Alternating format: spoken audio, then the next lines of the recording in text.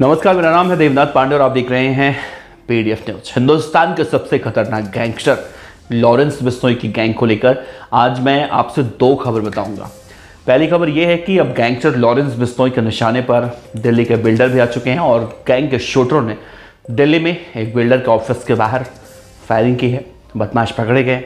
दूसरी खबर यह है कि लॉरेंस बिश्नोई गैंग ने अब पत्रकारों को भी जान से मारने की धमकी दी है और राजस्थान के दो पत्रकार हैं जिन्हें लॉरेंस बिश्नोई गैंग ने कहा है कि सलमान खान के बाद गोगा मेडी की तरह उन्हें भी मरवा दिया जाएगा।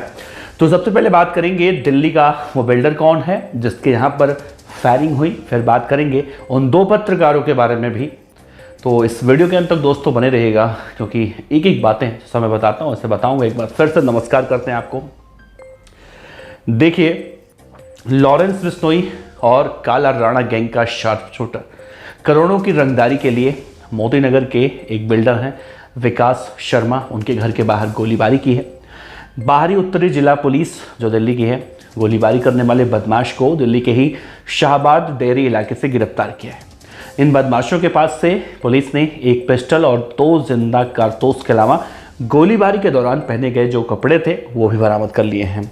अब देखिए, पुलिस अधिकारी ने इस पूरे मामले में कहा है कि आने वाले चुनाव को देखते हुए जो जिले की पुलिस है वो वाहन चोरी निरोधक शाखा जो निरीक्षक है राज मलिक की अगुवाई में बदमाशों पर लगातार निगरानी रख रही थी। 8 अप्रैल को पुलिस को शाहबाद डेयरी इलाके में एक बदमाश के पिस्टल लेकर घूमने की जानकारी पुलिस को मिलती है। साथ ही ये भी बताया गया कि बदमाश मोती नगर के बिल्डर के घर के बाहर जो फायरिंग हुई थी, गोलीबारी हुई थी, उस गोलीकांड में वो शामिल था। पुलिस की टीम ने इलाके में घेराबंदी करके प्रहलादपुर के रहने वाले सत्येंद्र कुमार को गिरफ्तार किया। आरोपी जो है मूल रूप से बरगवा गांव का यानी सीतापुर जिले उत्तर प्रदेश का रहने वाला है। पूछताछ में उसने बताया कि सितंबर 2023 में वो लॉरेंस बिश्नोई, काला राणा और कपिल मान गैंग के एक बदमाश के संपर्क में आता है। मार्च 2024 में उससे सिग्नल ऐप के जरिए 31 मार्च को दिल्ली के नारायणा इलाके में पहुंचने के लिए कहा जाता है, जहां पर उसकी मुलाकात एक और लड़के से होती है। वो स्कूटी से उसे लेकर मोती नगर पहुंचता है और उसे वहां पर कहा जाता है कि बिल्डर विकास शर्मा के घर के बाहर गोलीबारी करनी है और फिर वहीं पर रंगदारी की रकम वाली जो पर्ची फेंकनी होती वो फेंकनी है। दोपहर करीब 2 बजे दोनों वहां पहुंचते हैं, गोलीबारी करते हैं और फरार हो जाते हैं। उसने कहा कि वो स्कूटी सवार लड़के को नहीं जानता जो उसे लेने आया था। उसने फायरिंग करने के बाद उसे रिठाला मेट्रो स्टेशन के पास उतारा और वहां से भाग गया। गिरफ्तारी के डर से वो अलग अलग जगहों पर रहकर खुद को छिपाने की कोशिश कर रहा था। पुलिस ने उसके कब्जे से एक मोबाइल फ़ोन भी, घटना के दौरान पहने गए कपड़े और सब कुछ जो चीज़ें होती बरामद कर लिया है। अब इस पूरे मामले में जिला पुलिस उपायुक्त रवि कुमार सिंह ने कहा है कि सत्येंद्र कुमार, जिसकी उम्र करीब 20 साल है, वो 9वीं कक्षा तक पढ़ाई कर चुका है। वो शाहबाद डेयरी की इलाके में एक फैक्ट्री में मजदूरी किया करता था। इसी दौरान वो गैंग के बदमाशों के संपर्क में आता है और फिर बदमाश बन जाता है। यानी हम जो कहते हैं ब्रेन वॉश करके लॉरेंस बिश्नोई गैंग अपने भोले भाले लड़कों को फंसाती है अपने जाल में। तो यहाँ पर ये कहानी हुई। दूसरी खबर आपको बताएं तो गैंगस्टर लॉरेंस बिश्नोई के नाम से अब राजस्थान के बीकानेर के 2 पत्रकारों को अनजान नंबर से धमकी भरा मैसेज किया गया है। कल सुबह 10 बजे एक न्यूज़पेपर है द बीकानेर न्यूज, उसमें एक रिपोर्टर है उमेश पुरोहित, उनके फ़ोन पर एक मोबाइल नंबर से मैसेज आता है।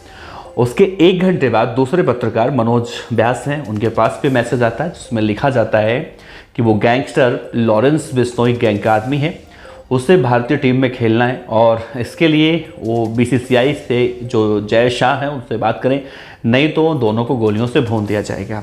साथ ही उसने ये भी लिखा कि फिल्म एक्टर सलमान खान को मैंने ही धमकी दी थी और सुखदेव सिंह गोगामेडी के पास सुरक्षा गार्ड होते हुए भी हम लोगों से वो बच नहीं पाया, तो आप लोग किस खेत के मोली हो। और अगर ये भी लिखा गया कि मुझे भारतीय क्रिकेट टीम में नहीं खिलाया गया तो मैं रोहित शर्मा और जय शाह को भी जान से मार दूंगा। इसके बाद द बीकानेर न्यूज ने इसकी जो लिखित शिकायत है वहाँ के जो नया शहर पुलिस अधिकारी हैं विक्रम तिवारी को दर्ज करवा दी है। थानाधिकारी ने इस मामले को गंभीर अब इस पूरे मामले में जो वहाँ के एसपी हैं तेजस्विनी गौतम, उन्हें अवगत कराया गया है। साथ ही साइबर टीम को भी इस पूरे मामले की जानकारी इकट्ठा करने के लिए कहा गया है और बहुत जल्दी कार्रवाई का भरोसा भी दिया गया है। जिस नंबर से मैसेज आया वो राजस्थान के जालौर जिले का बताया जा रहा है। अब देखिए, सवाल ये है कि लॉरेंस बिश्नोई क्या वाकई में जेल में बैठकर ऐसे पत्रकारों को जान से मारने की धमकी दे रहा है? तो शायद आप कहेंगे नहीं या हाँ, मतलब हाँ या ना में आपका जवाब होगा। लेकिन इन केस में देखें राजस्थान के पत्रकारों वाले में, तो लॉरेंस बिश्नोई क्यों भारतीय क्रिकेट टीम में खेलना चाहेगा? कोई क्रिकेटर तो नहीं है और क्रिकेट में टीम में खेलना चाहेगा तो इस तरह से पत्रकारों को जान से मारने की धमकी क्यों देगा? बहरहाल शुरुआती दृष्टि में ये मामला कुछ अलग लग रहा है, लेकिन लॉरेंस बिश्नोई का नाम इसमें शामिल है तो इस पूरे मामले को तोल भी मिल रहा है, क्योंकि लॉरेंस बिश्नोई एक ऐसा गैंगस्टर कहा जाता है जो जिसे चाहता है उसे मरवा देता है। जेल के अंदर हो, बाहर हो, कहीं हो, कोई फ़र्क नहीं पड़ता। इसीलिए पुलिस की टीम भी अब बहुत ही मुस्तैदी से उस बदमाश को पकड़ने की कोशिश कर रही है। उसका नंबर ट्रैक हो चुका है, राजस्थान के जालौर जिले में एक्टिव नंबर। फिलहाल देखना होगा कि वो कब तक पकड़ा जाता है।